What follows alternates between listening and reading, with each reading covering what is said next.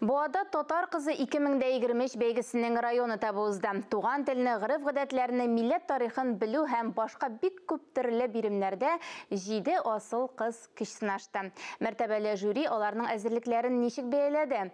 Мәдәни үсеш үзәгендә үткән чарадан хәбәрчебез видеоматериалы. Бик яратам бирге, милли кал факирге, актив тормыш минем өчен. Барышкеде җитәк өчен. Татар кызы исеменә һәр кайсы лаек булырлык. Берсеннән-берсе сылу кызлар сәламләү биремендә үзләре белән дә таныштырдылар, милли ашлар пешерә белү осталыкларын да күрсәттеләр. Иң тәмле конкурста сынатучылар булмады.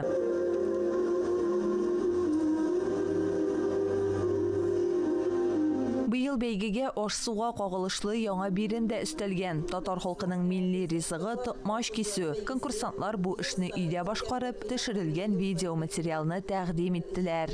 Кызларыбыз субханалла дип әйтәсе килә, бик тырышып кына токмаш кистеләр. Менә ул инде аларның тормышларында бик кирәкле шөгыль дип әйтер идем мин.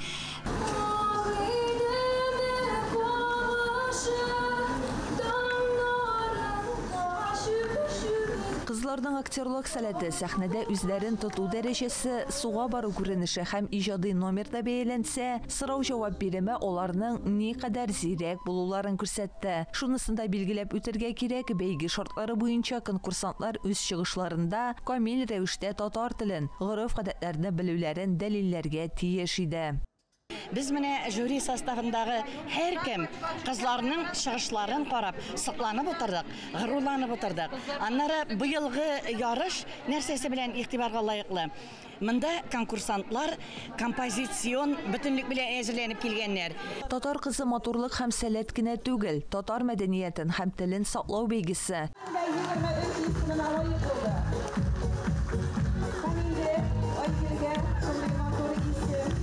Җиде катнашучы арасыннан дәрәҗәле исемгә Буа ветеринария техникумы студенты Айгөл Садыкова лаек дип табылды. Бәйгенең зона этабында ул райондан яклаячак.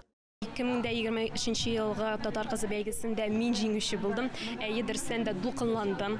Минем булышкан дусларыма, әтиәниемә, дәвәниемә, клуб мөдирләренә, җитәкчеләренә бик зур рәхмәт әйтәсем килә. Алар булмаган булса, шушы тырышлыгымны күрсәтү бик кыен булган булыр үземә. Мин алар белән бергә шушы җиңүне уртаклашырга риза. Чарада катнашкан һәр кыз лаеклы үз исемен алды. Алар бу көнне алкышларга, чәчкәләргә, бүләкләргә күмелде. Алсу Сәмигуллина, Илнур Кадыров, Татарстан яңалыклары.